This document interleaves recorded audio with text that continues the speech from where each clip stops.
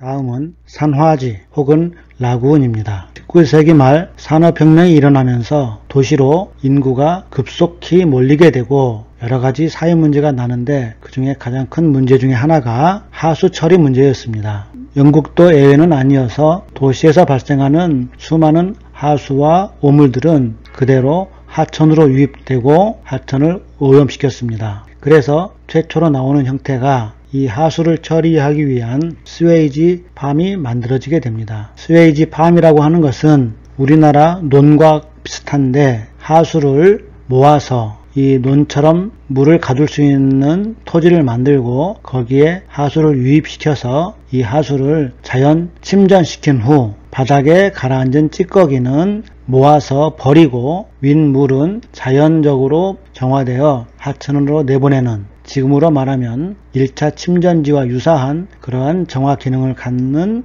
논을 말합니다. 가장 원시적인 형태의 하수처리 시설인데 이 산화지는 이렇게 땅에 하수를 모아서 침전 및 자연 정화하는 방식으로 처리하는 방식을 말합니다. 산화지는 보통 흙으로 수심 2 내지 5m 정도 얕은 연못과 같은 형상의 라군을 만들고 여기에 포기장치만 설치한 형태가 있습니다. 경우에 따라서는 포기장치 자체가 없는 경우도 있습니다. 그림에서 보는 산화지는 포기식 산화지로서 바닥에 포기장치가 매설되어 있는 경우입니다. 어쨌든 산화지는 수리학적 체류시간이 수일 내지 수십일로 매우 긴 것이 특징이고 하수를 유입시켜 매우 느리게 천천히 자연 정화, 자연 분해시키는 방식을 말합니다. 이 방식은 이 라군 안에 살고 있는 자연 미생물에 의해서 분해되는 방식으로 유기물 분해뿐만 아니라 여기서 성장하는 미생물도 함께 분해되므로 잉여 슬러지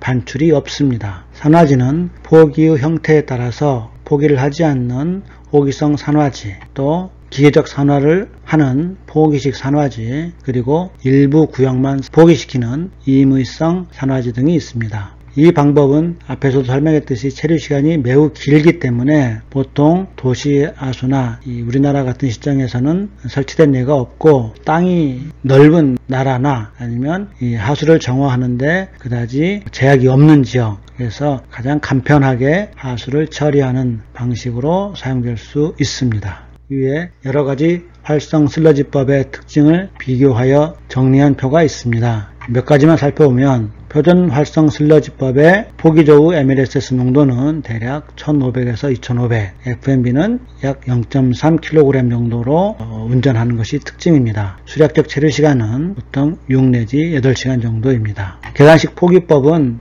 활성 슬러지법과 유사한데 다만 공기를 하수를 분할 유입시키면서 좀 더 효율화시킴으로써 체류시간을 조금 더 줄일 수 있는 특징이 있습니다. 순산소 활성 슬러지법은 공기 대신 산소를 주입함으로써 MLSS를 더 높게 유지할 수 있고, 수략적 체류시간은 표준 활성 슬러지법보다 보통 2분의 1 이하로 더 작게 만들어도 되는 특징이 있습니다. 장기 포기법은 표준 활성 슬러지법보다 훨씬 더 체류시간이 길어서, 즉 포기조의 탱크가 더 커지는 방법입니다. 산화구법 역시 체류시간이 하루 내지 이틀 정도로 매우 길게 운전하면서 FMB는 매우 낮게 운전하는 방식입니다. SBR 방법, 즉 연속 회분식 활성 슬러지법은 한 개의 반응조에서 반응과 침전이 일어나는 그런 특징이 있는데 바로 시간적 차등으로 하수를 처리하는 방식을 얘기했습니다. 이 반응은 필요에 따라서 수략적 체류시간이나 SRT를 내가 원하는 만큼 자유자재로 쉽게 변화시킬 수 있다는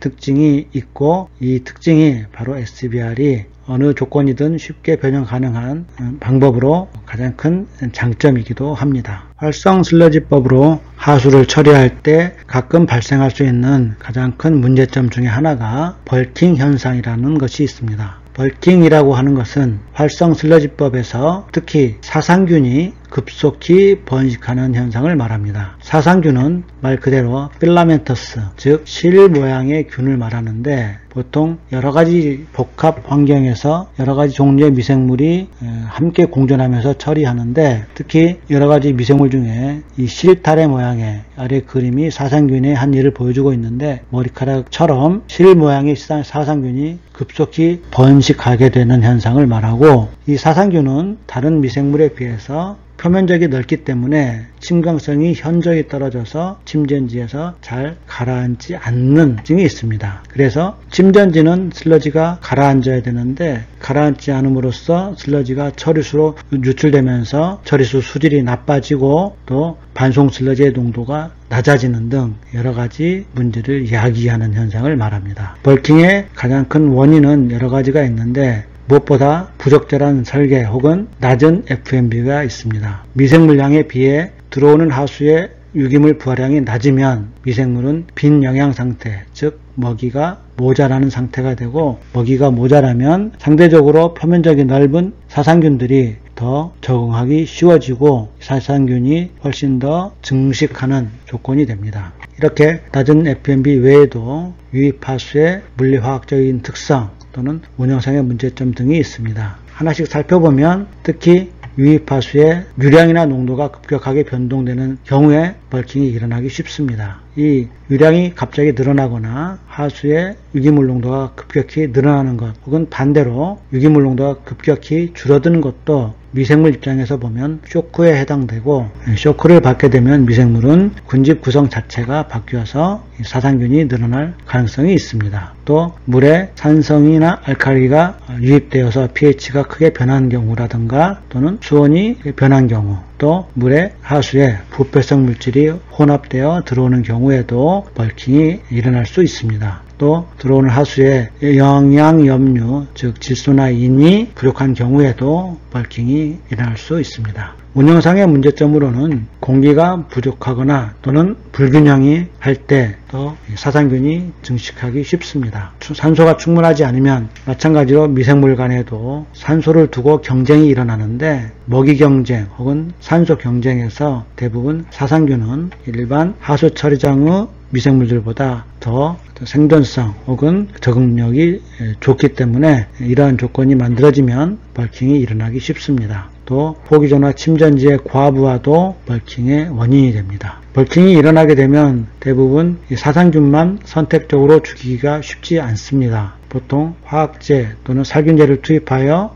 사상균을 없애기도 하지만 최종 해는 되지 않고 원래 적절한 운전 조건, 즉 적정한 산소 농도를 회복시켜 준다거나 적당한 FMB로 맞추어서 운전함으로써 점진적으로 사상균이 줄어들도록 유도하는 방법이 있습니다. 구조적으로는 따로 독립된 선택조를 탱크를 두어서 잉여 슬러지를 선택조에서 어느 시간 동안 좀 안정화시킨 후 다시 포기조로 돌려보내면 또 미생물군이 원래대로 돌아가기도 합니다. 이렇게 사상균 제어는 하수 처리장을 운전할 때 가끔씩 생기는 문제점으로서 가장 중요한 것은 미생물, 살아있는 미생물을 이용한 처리이기 때문에 항상 미생물량 대비 먹이 또 공기 이 비율을 항상 적절하게 유지해 주는 것이 중요한 운전 전략이 됩니다.